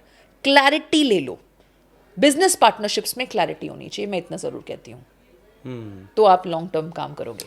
कई बार हमने देखा है कि शुरुआत में तो आप कॉमन मिनिमम प्रोग्राम में सहमत हो जाते हैं जी, आपकी सोच मिलती है जी, जब आप इनिशियली शुरुआत करते हैं, और लेकिन जब आप सफर में आगे बढ़ते हैं जी, तो सिचुएशन चेंज होती है, देश काल परिस्थिति बदल जाती है, तब आपके अंदर मनभेद दोनों होने लगते हैं। तब उस वाली सिचुएशन से कैसे, शुरुआत में तो सहमति है लेकिन बाद में असहमतियां बढ़ती चली गई। क्या आपने वो रीजन ढूंढा कि क्यों ऐसा हुआ? मेरा एक्सपीरियंस ये कहता है कि जब दो को फाउंडर साथ में काम करते हैं और जब कोई थर्ड पर्सन आता है और अगर वो अपने आप को ज़्यादा रिसोर्सफुल दिखाए तो ये दोनों की पार्टनरशिप में प्रॉब्लम आती है, बिकॉज शायद एक आधा बिजनेस पार्टनर ये समझे कि अब मुझे वो थर्ड पर्सन की ज़्यादा ज़रूरत है और उसकी बात सुन के यहाँ का रिलेशन बिगड़ जाता है, बिकॉज यहाँ का फाउंडेशन ही स्ट्रांग नहीं था। करेक्ट। तो एग्जाम्पल जो रैपो ये दो को फाउंडर्स ने बनाया था, जैसे मैं आपको एग्जाम्पल के साथ कहती हूँ, अगर A and B business partners हैं और सी की एंट्री होती है और सी का रिसोर्सफुलनेस देख के ए कहता है कि अब मुझे सी के साथ ही काम करना है, कुछ गलत नहीं है, लेकिन फिर आपने बी का भी तो साथ छोड़ दिया ना।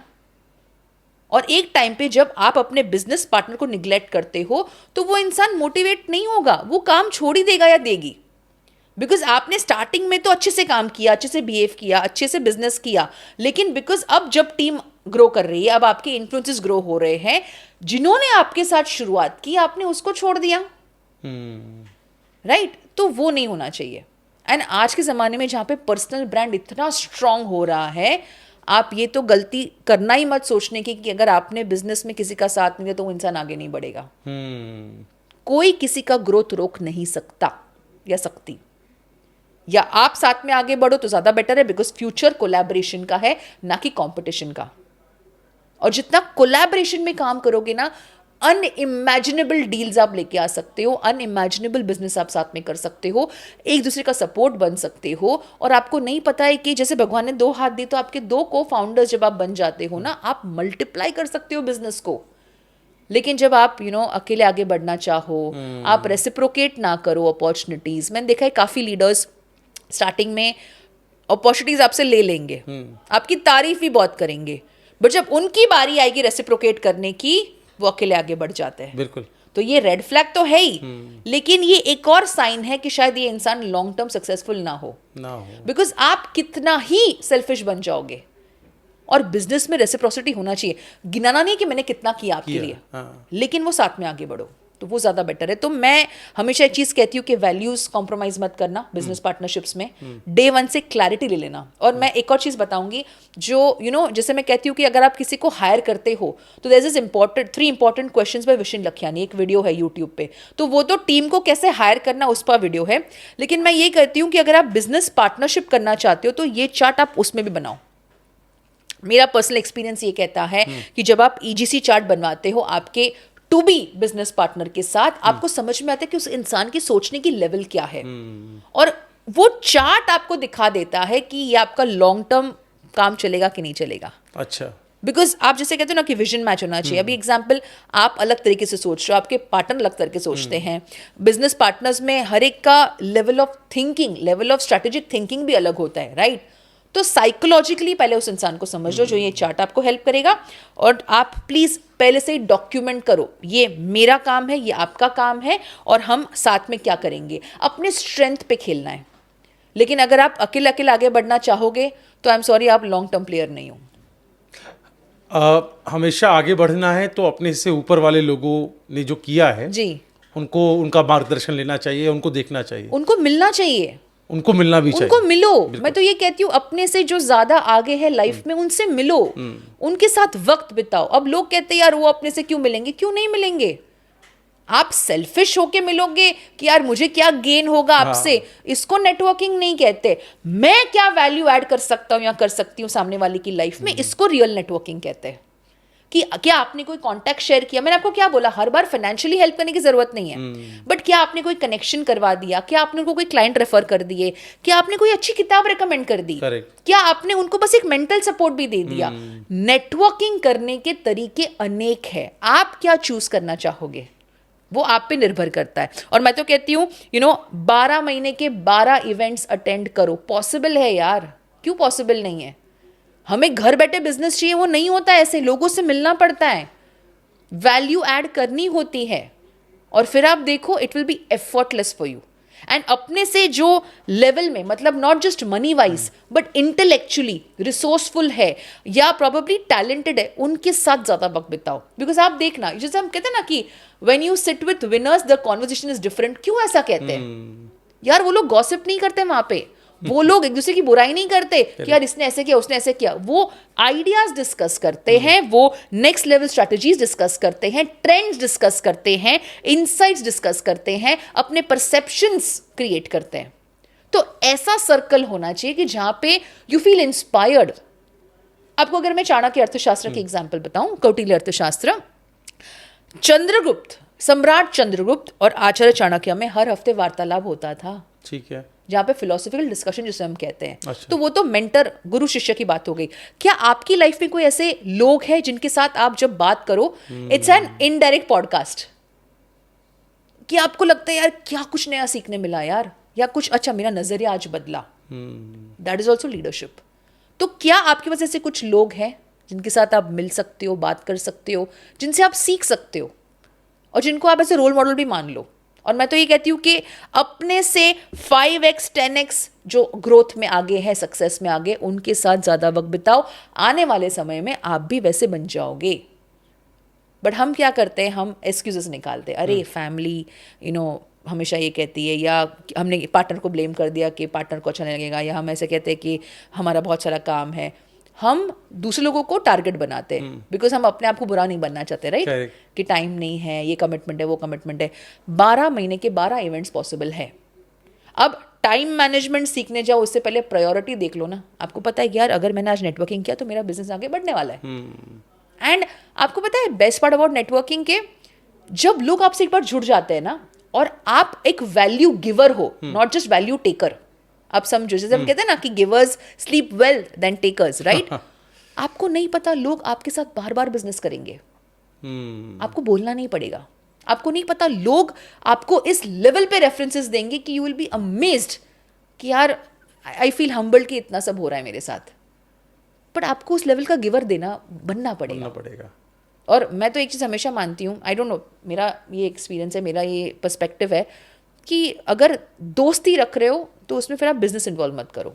जैसे एग्जांपल, अगर मैं अपने फ्रेंड्स को कोई भी बिजनेस रेफरेंस देती हूँ, क्लाइंट रेफरेंस देती हूँ, मैं उसमें से कमीशन नहीं लेती। लोग कहते हैं यार ये बेवकूफ़ है, she is leaving money on the table.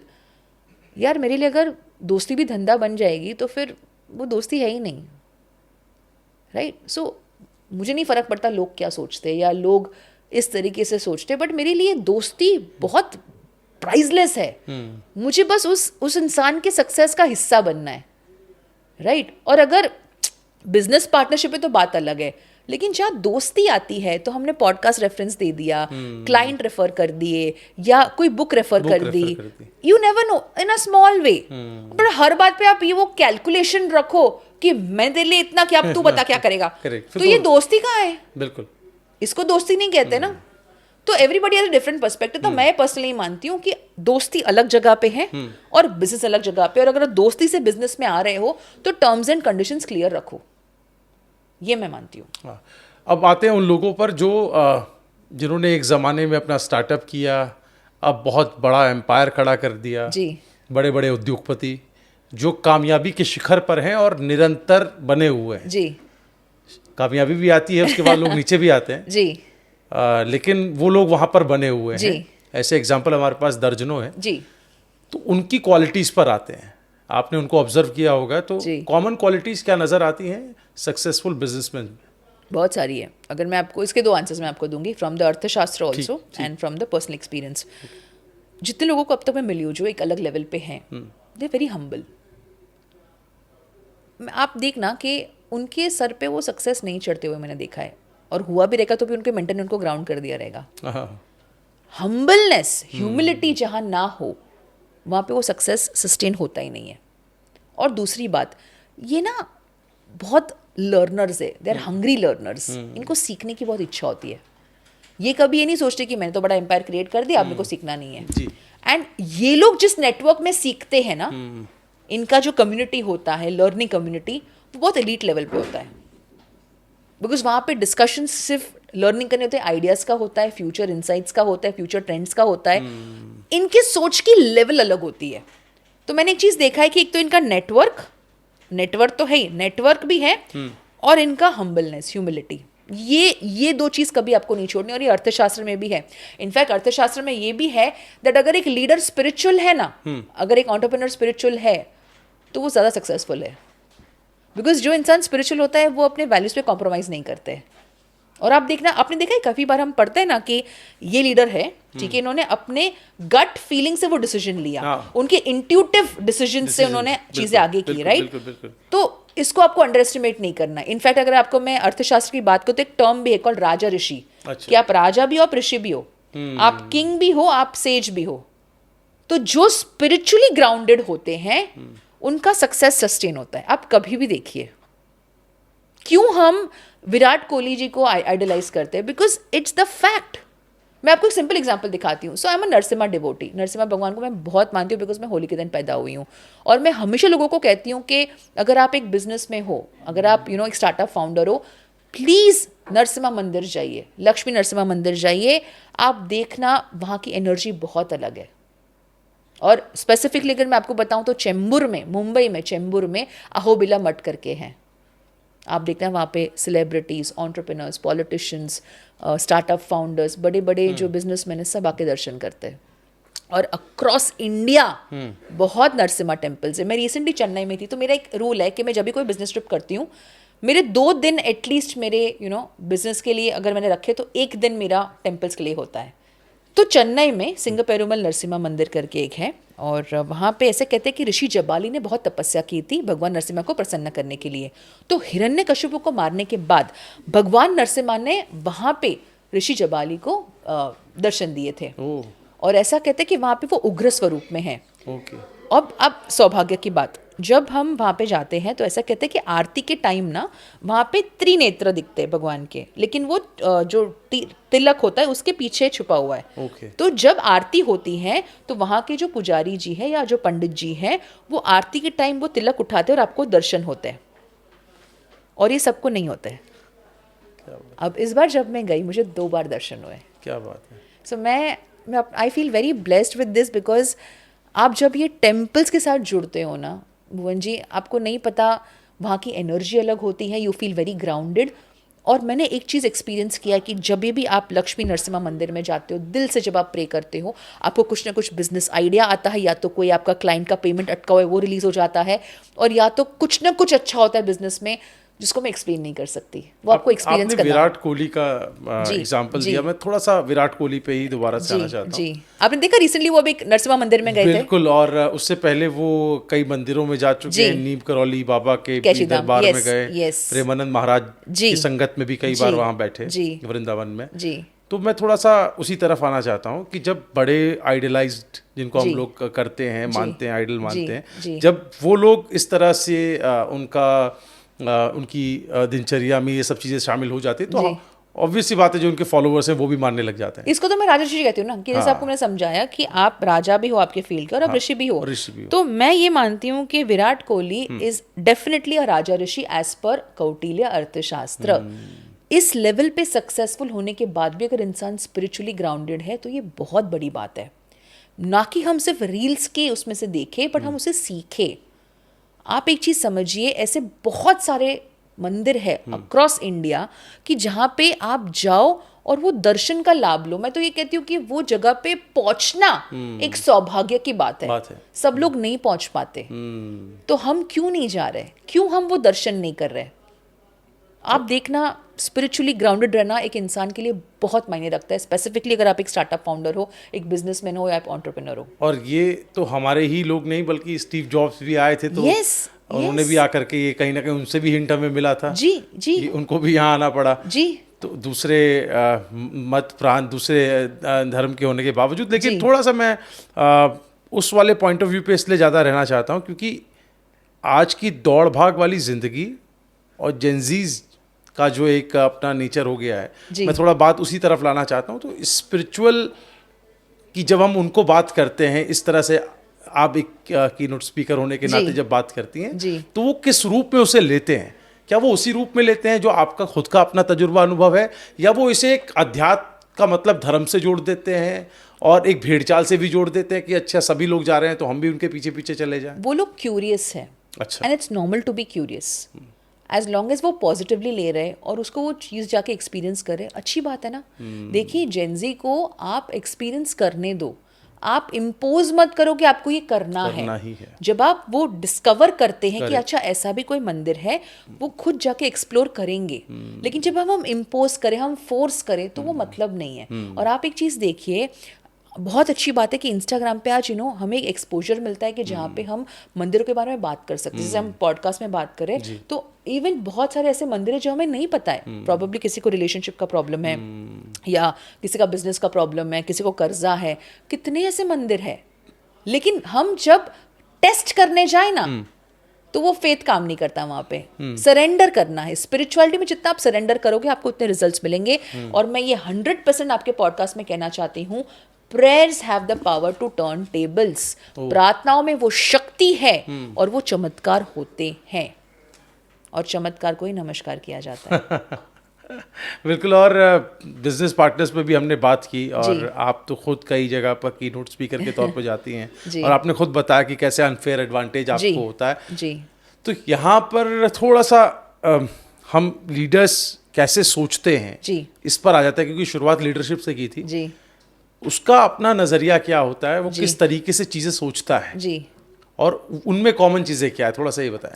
देखिए, जब आप लीडरशिप की बात करते हैं ना, तो आपके साथ एक नहीं अनेक लोग जुड़े हुए हैं। ठीक है। तो एज अ लीडर आप एक नहीं, आप मल्टीपल डायमेंशन से सोचते हो। और जब आप मल्टीपल डायमेंशन से सोचते हो, आप उसके बाद क्या निर्णय लेते हो, ये बहुत मैटर करता है। बिकॉज आपने निर्णय ले लिया, लेकिन उसका कॉन्सिक्वेंस क्या है। जैसे हम ऑफ कैमरा आज बात कर रहे थे कि this book called Almanack of Naval Ravikant. ठीक है। तो उसमें बहुत अच्छी एक बात हमने सीखी थी कि रियल विजडम कैसे कहते हैं, जो अपने सिचुएशन का, जो अपने डिसीजन का या अपने एक्शन का लॉन्ग टर्म कॉन्सिक्वेंस सोचते हैं। ठीक है। सेम वे में आप क्या करते हो, उसके क्या रेपरकशंस होंगे, ये आपको सोचना बहुत इंपॉर्टेंट है। कई बार एज अ लीडर, बिकॉज हमारे पास बहुत रिस्पॉन्सिबिलिटी होती है, हम रैंडम चीज़ें कर लेते हैं, हमें फिर बाद में रियलाइज होता है। तो इम्पल्सिव डिसीजन, इम्पल्सिव नेचर नहीं चलता लीडरशिप में। आप सोच समझ के, डिस्कस करके जब आप चीज़ें करते हो, वो ज़्यादा फायदे देता है। एंड एज अ लीडर लोग आप पे बहुत भरोसा करते हैं। तो अगर आप इम्पल्सिव हो गए, आप अपने मूड के हिसाब से चलोगे, तो वो नहीं चलता। कई बार तो कोई कंपनीज में लोग कहते हैं ना, आज बॉस का मूड अच्छा नहीं है, आज नहीं बात करेंगे।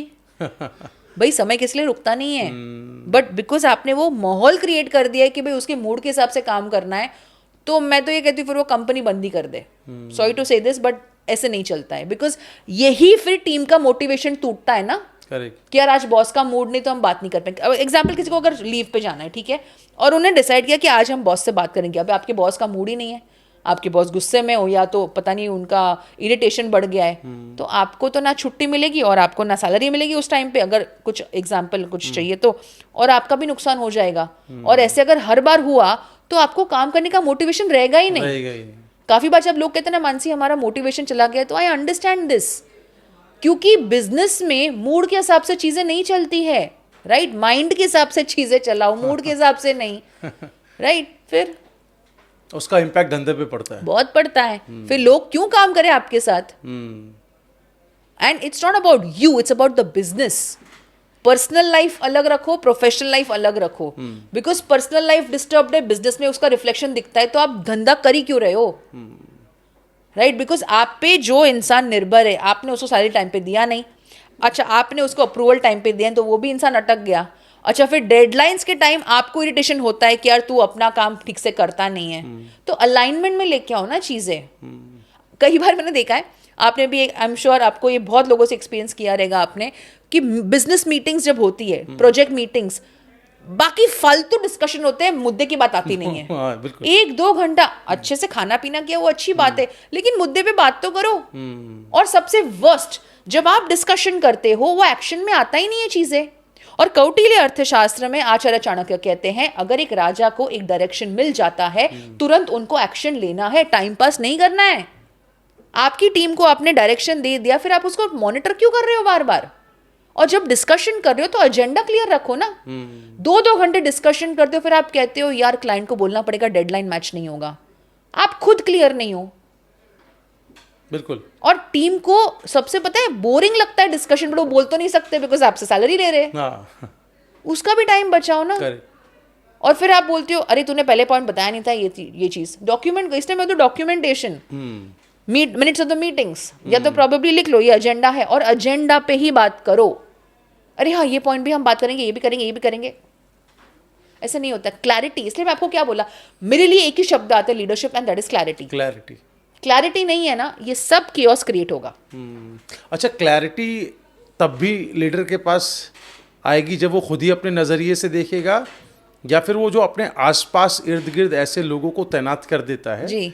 जिसके बारे में कुछ लोग कहते हैं कि चमचा शब्द यूज़ करते हैं, कुछ कहते हैं कि तलवे चाटने वाले, कुछ कहते हैं कि ये ऐसे सिपह सालार जो सिर्फ बॉस की हाँ में हाँ मिलाते हैं और उनको गलत जो हो रहा है वो नहीं बताते हैं। जी। और ऐसे ही कहा गया कि निंदक नियरे राखिए जब कहते हैं। जी। तो वो समझ में नहीं आता है। फिर मैं वही आऊँगा कि कर्मचारी से बॉस बना और बॉस बनने के बाद भी वो चीज़ें फील नहीं की, तो कैसे होता है वो माहौल? थोड़ा सा सिंपल सोल्यूशन है, अगर आपके लोग वो बोलते जो आप सुनना चाहते हो तो ये मैनिपुलेशन है। लेकिन अगर आपके लोग आपको रियलिटी चेक दे रहे कि यार ऐसे नहीं सर, ऐसे करना चाहिए, ये गलत हो जाएगा, तो वो रियल टीम मेंबर्स है आपके लिए। बिकॉज अगर आपको सुनना है वही अगर वो बोल रहे, तो इसको मैं चमचागिरी कहती हूँ, रिस्पेक्टफुली। बिल्कुल। और नहीं, बिल्कुल आप सही कह रही, लेकिन ये हम लोग देखते हैं अक्सर कि वो आइडेंटिफाई कैसे करे, वो लीडर आइडेंटिफाई कैसे करे। जाहिर सी बात है, कोई भी लीडर अपने धंधे में नुकसान तो झेलेगा नहीं। करेक्ट। और वो अपनी कंपनी का ग्रोथ ही चाहेगा जी। तो ऐसे लोगों की जगह और उसको कैसे दूर करें? इसके लिए सर पहले आपको रिफ्लेक्शन करना पड़ता है। ठीक है। जहाँ सेल्फ रिफ्लेक्शन, मैंने आपको क्या बोला, सेल्फ अवेयरनेस, जो हमने पहले भी बात की थी, अगर ये सारी चीजें मिसिंग है ना, तो ये पॉइंट आएगा ही नहीं उनको रियलाइज कभी होगा ही नहीं। कई बार कंपनीज बंद होने के बाद या फेल होने के बाद भी लोगों को समझता नहीं कि क्यों ऐसा हुआ। Lack of self awareness, lack of clarity. तो पहले वो रिफ्लेक्ट तो करे कि अच्छा अब तक ये चीज चली तो क्यों, नहीं चली तो क्यों। जैसे आज हम ऑफ कैमरा, वापस मैं ऑफ कैमरा इसलिए बोल रही हूँ बिकॉज वो भी एक पॉडकास्ट ही था मेरे और आपके लिए, क्योंकि हम जो डिस्कस करते वो रियल लाइफ एग्जांपल्स थे, राइट। तो अगर हम रिफ्लेक्ट ना करें चीजों को, अगर हम इसको हमेशा दूसरों की बात सुन के चीजें करें, जैसे मैंने देखा है कई बार अलग अलग ट्रेंड मार्केट में आ रहे हैं और वो प्रेशर में आके आप अपनी टीम को बोलते हो ये ट्रेंड भी कर लो, नहीं होगा ना। आप अपने जो ट्रेंड्स उसको कंपनी से अलाइन करो एंड वाइस वर्सा, राइट। लेकिन आपको बस वो रेलेवेंट रखना करके आप सब करोगे तो वो नहीं चलता है। टीम भी कंफ्यूज हो जाएगी ना, क्या करना है। And give them time to breathe. आज आपने डिस्कस किया, वो रातों रात चीजें नहीं हो जाती है। रियलिस्टिक एक्सपेक्टेशंस, ये भी लीडरशिप क्वालिटी है। आज आपने बड़ा विजन प्लान किया, आपने बहुत ही मोटिवेटिंग सेशन रख दिया, टीम बहुत इंस्पायर्ड है और आप एक्सपेक्ट करो रातों रात कंपनी ग्रो कर जाए, तो भाई आप ये कौन सा, वो हम कहते हैं ना, क्या फूक के बैठा है वे।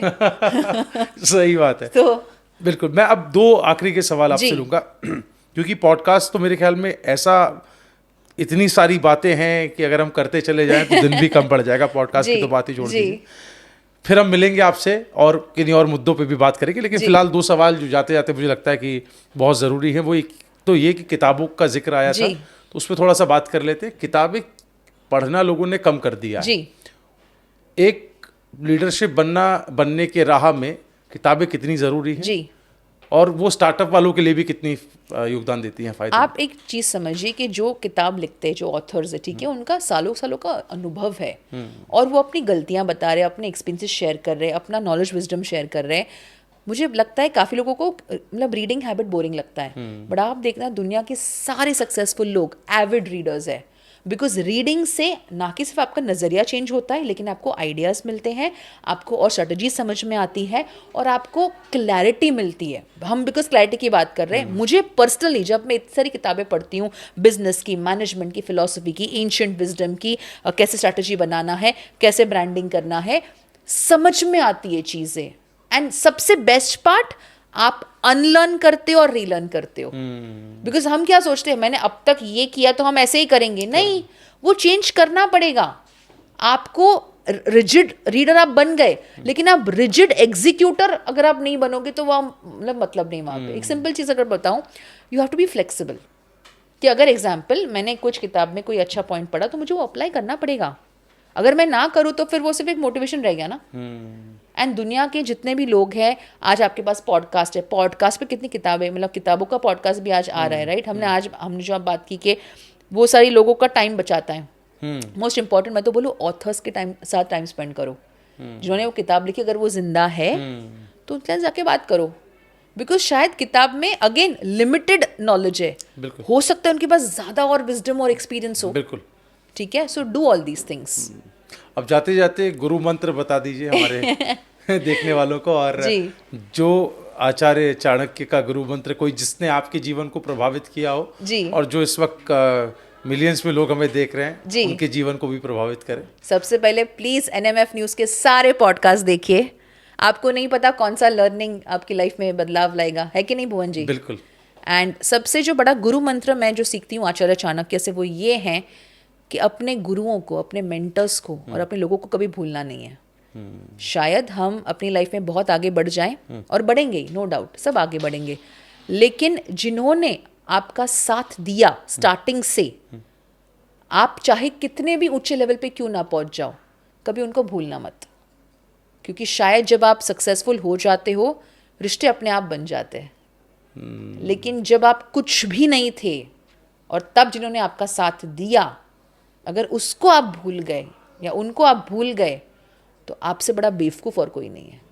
तो बस मेरा इतना मैसेज है, और एक सिंसियर रिक्वेस्ट है सभी ऑडियंस से कि शायद सक्सेस में जैसे हम कहते हैं ना कि नीचे क्राउड है, ऊपर क्राउड नहीं है। तो जब आप आगे बढ़ते हो लाइफ में, it's a lonely phase, it's a lonely situation. But जो आपके मेंटर्स, जिन्होंने आपका साथ दिया, आपके हो सकते हैं पार्टनर, हो सकते हैं फ्रेंड, हो सकते हैं, ये कभी आपका साथ नहीं छोड़ते हैं। तो कभी आप उनका साथ मत छोड़ना। और बिकॉज उन्होंने आपको आगे बढ़ाने में उनका बहुत योगदान था, आप भी उनके लिए कुछ ऐसा करना बियॉन्ड फाइनेंसेस कि जहाँ पे वो कर्मा बैलेंस भी हो जाए और आपको ब्लेसिंग्स मिले। तो बस ये मेरा आखिरी मैसेज है। बहुत बहुत शुक्रिया मिस धन्यवाद, मानसी, धन्यवाद। आपका हमारे साथ जुड़ने के ये लिए। मेरा सौभाग्य है कि NMF न्यूज़ के साथ इतने सारे एपिसोड्स में करती हूँ, तो मुझे आपकी टीम को बहुत थैंक यू कहना है, खास सपना जी को, जिनकी वजह से आज ये पॉसिबल हुआ। और आप, you have been such a great host, so I really feel blessed to be a part of NMF news. बहुत बहुत धन्यवाद। सपना हमारी गेस्ट कोऑर्डिनेटर भी हैं और हमारे चैनल का एक अभिन्न हिस्सा है। और बहुत शुक्रिया आपका एक बार फिर से हमारे साथ जुड़ने के लिए, और एक बार फिर से आप हमारे साथ जुड़ेंगी इसी उम्मीद के साथ। जी। हम इस पॉडकास्ट पर अल्प विराम दे रहे हैं, पूर्ण विराम भी नहीं दे रहे हैं, क्योंकि हम आगे फिर जुड़ेंगे, आपसे भी हमारा ये वादा है। जी। और जैसा कि उन्होंने कहा कि वृक्ष बनिए, लेकिन फलदार वृक्ष बनिए। अगर आप लीडर बनना चाहते हैं तो ऐसा लीडर बनिए जो दूसरों को भी मोटिवेट कर सके, दूसरों को भी शिक्षित कर सके, दूसरों को भी नेतागिरी में ला सके, लीडर बना सके। ये उसकी खासियत होनी चाहिए। और फिर दुष्यंत कुमार की वो बात है कि कौन कहता है आसमां में सुराख नहीं हो सकता, एक पत्थर तो तबीयत से उछालो। यारो, इस पॉडकास्ट से आपको बहुत कुछ जानने, समझने, सुनने को मिला होगा। और जो बात आपको सबसे ज़्यादा पसंद आई हो, आप कमेंट में ज़रूर हमें बताइएगा। उम्मीद रहेगी हम आगे भी आपके लिए ऐसे ही पॉडकास्ट लाते रहेंगे। फिलहाल के लिए शुक्रिया, नमस्कार।